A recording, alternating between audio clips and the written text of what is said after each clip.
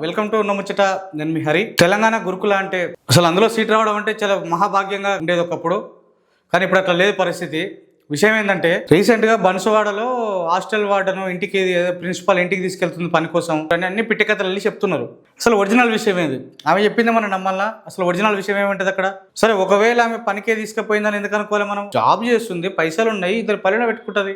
అంతంత చిన్నపిల్లలు పెద్ద ఫర్నిచర్ మోసే పిల్లలు గారాలు అది ఫర్నిచర్ తీసుకుపోయి అంటారు. ఇక్కడ ట్విస్ట్ ఏంటంటే ఫర్నిచరు ఒక లారీలనో, ఒక పెద్ద ఆటోలనో, లేకపోతే ఒక ట్రాక్టర్లనో, లేకపోతే ఇంకా ఏదైనానో ఏదైనా ట్రాలీలలో వేసుకుపోతారు. ప్యాసింజర్ ఆటోలో ఫర్నిచర్ ఎట్లా వేసుకుపోతారు? అసలు ఫర్నిచర్ అంటే ఏంది? బకెట్లో వేసుకపోయేదా, లేకపోతే కాటన్ కట్టుకొని పోయేదా? ఎవరికి ఈ బూటకాలు చెప్తారు? ఈ పోలీసులు చెప్తారు. ఇది ఎక్కువ ఫర్నిచరు ఆటోలో తీసుకుపోయారు, ఇట్లా ఇట్లా అయిందని చెప్పి వాళ్ళు ఎవరు రోమాలు ఇంకా వాళ్ళకి ఏమి ఇస్తున్నారో వాళ్ళ రూట్ వాళ్ళు చూసుకుంటారు.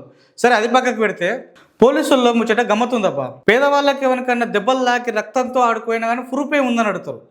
ఇట్లా గొడవ అయిన సార్ ఇట్లా కొట్టిరు, లేకపోతే ఇది అయింది కింద పడ్డ అంటే ప్రూఫ్ ఏమైనా ఉందా, ఎవిడెన్స్ ఉందా? ఎవిడెన్స్ ఉంటేనే కేసు అయితే, లేకపోతే కేసు కష్టం అంటారు. కానీ ఎవిడెన్స్ లేని ఏం చేయలేని పోలీసులు ఇక్కడ గురుకుల విషయం, ఈ వాటర్ విషయం వరకు వచ్చేసరికి పోలీసు వాళ్ళే సాక్ష్యం చెప్తున్నారు. ఆటో ఆయనకు చెవుడు, పిల్లలు దుంకిర్రు, వాళ్ళంతా కాలే ఆటో ఇట్లా సరదాగా ఎక్కిర్రు, చీకట్ల పిల్లలు సరదాగా ఎక్కి నీకు ఆ స్పీడ్లో ఆ నైట్లో అంత దూరం వచ్చినారు. చెవిటానైతే అది మన పెద్ద ట్రక్క లారీ, అది ఇంకా కూర్చున్నారా పిల్లలు 10 ఫీట్ల దూరం ఉర్రా. ఆటోలో ఇట్లా అంటే అందుతుంది చెయ్యి. ఆటో డోర్ ఏడు ఉంటుంది, డ్రైవర్ పక్కకి ఉంటుంది, కొంచెం గ్యాప్ ఉంటుంది. అట్లాంటిది సరే, ఒక పాప దుంకింది. ఒక పాప దూకిన తర్వాత ఇంకో పాప పిలుస్తుంది కదా. ఎందుకు పిల్లలు ఎందుకంత భయపడి దుంకిరు పిల్లలు? అంటే ఏడికి తీసుకుపోతారు పిల్లలను? ఎందుకంత భయపడ్డారు పిల్లలు? దాని వెనక ఎవరు ఉన్నారు? మరి మేడం గారు ఇంటికి పని కోసమే తీసుకుపోయింది, ఎందుకు తీసుకుపోయింది? పని కోసం తీసుకుపోయిన పిల్లలు, ఆ పిల్లలు ఏం పని చేస్తారు? అంటే ఊడ్చో తూడ్చో చిన్న చిన్న పనులు చేస్తుండొచ్చు. ఫర్నిచర్ వచ్చిందంటారు. ఇక్కడ పెద్ద లాజిక్ ఏంటంటే ఫర్నిచర్ దింపనికి ఆటోలో ఎట్లా పోతుంది? ప్యాసింజర్ ఆటోలో ఫర్నిచర్ ఎట్లా పోతుంది? పోదు. రెండోది పోలీసు వాడు చెప్పిండు కాబట్టి ఇది అస్సలే నమ్మొద్దు. ఇక్కడ విషయం ఏంటంటే పోలీసు వచ్చి విషయం సాక్ష్యం చెప్పిండు అంటే దాన్ని అసలే నమ్మొద్దు. దీని వెనకాల ఏదో పెద్ద కుట్ర ఉంది, పిల్లలకి ఏదో అన్యాయం జరుగుతుంది. ఇంకో విషయం ఏంటంటే ఎక్కడో ఒక రీల్ చేస్తే ఎమ్మటే సస్పెండ్ చేశారు టీచర్ను.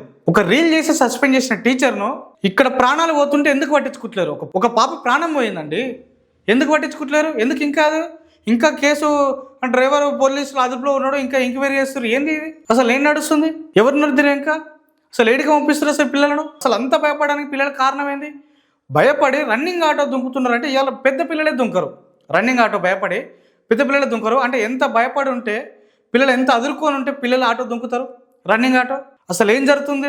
అసలు ఆమె ఏడికి షిఫ్ట్ చేస్తుంది, పిల్లలు ఏడికి తీసుకుపోయింది? ఆ చీకట్ల గేటు బయట కాదు, అది ఒక ఎక్కడో దూరం ప్రాంతాన్ని ఉన్నట్టుంది. అది ఒక ఆ స్ట్రీట్లలో, లేకపోతే పిల్లలు అసలు కనిపించని కూడా కనిపించాడు. అసలు ఫర్నిచర్ అబద్ధమే ఇక్కడ. ఆ చెవిటోడు అన్నది అబద్ధమే. ఆ చిన్న ఆటోలో ఫర్నిచర్ ఎట్లా వస్తారా బాబు? నమ్మిటోడు ఎవర్రా బాబు? అసలు నువ్వెట్లా చెప్తావు ఆ మాట? చెవిటోడని నువ్వెట్లా ఫైనల్ చేస్తావు? అసలు ఫస్ట్ నువ్వు చెవిటోడా గుడ్డోడని కాదు కదా, నువ్వు అసలు విద్యార్థులను నువ్వు ఇంటికి ఎట్లా తీసుకుపోతాను ఫస్ట్ తీసుకొచ్చి ఆయన బొక్కలేయాలి.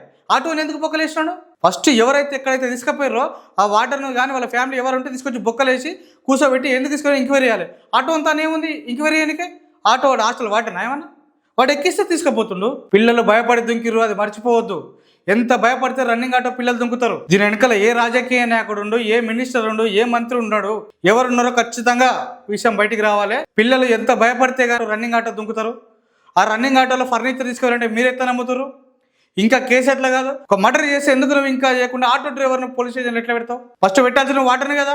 పిల్లలు ఏడికి తీసుకుపోతుంది, పిల్లలకి ఏం జరిగింది, ముఖ్యంగా పిల్లలకు మెడికల్ టెస్టులు కూడా వేయడం చాలా ముఖ్యం. ప్రతి గురుకులలో, ప్రతి హాస్టల్లో, గురుకులనే కాదు, అమ్మాయిలు ఉన్న దగ్గర ప్రతి 2 నెలలకు ఒకసారి 3 నెలలకు ఒకసారి మెడికల్ టెస్ట్ చేయండి. మెడికల్ పేరు మీద కోట్ల మింగుతున్నారు కదా.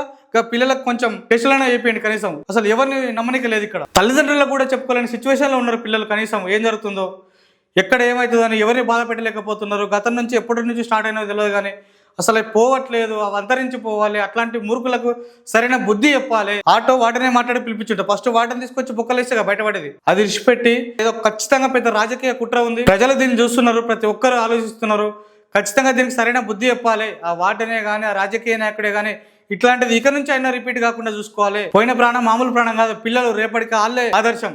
అట్లాంటి పిల్లలు చచ్చిపోతున్నారు, ఇట్లాంటి సిచ్యువేషన్లో జరిగి చచ్చిపోతున్నా అంటే రేపు హాస్టల్లో ఎట్లా వేయాలి పిల్లలను? ఏ నమ్మకంతో హాస్టల్కి పంపిస్తారు పేరెంట్స్? అసలు ఏ ధైర్యంతో పంపించాలి? అసలు ఇట్లాంటి వాళ్ళకి అసలు ఉద్యోగాలు ఇచ్చే వేస్ట్. ఇట్లా వాటిని ఇట్లాంటి వాళ్ళకు వాళ్ళని చూసి ఫస్ట్ వాళ్ళని దేశం నుంచి వెళ్ళేయండి. ఇట్లాంటి వాళ్ళను కొంచెం దయచేసి ప్రతి ఒక్కరు దీన్ని పట్టించుకోండి.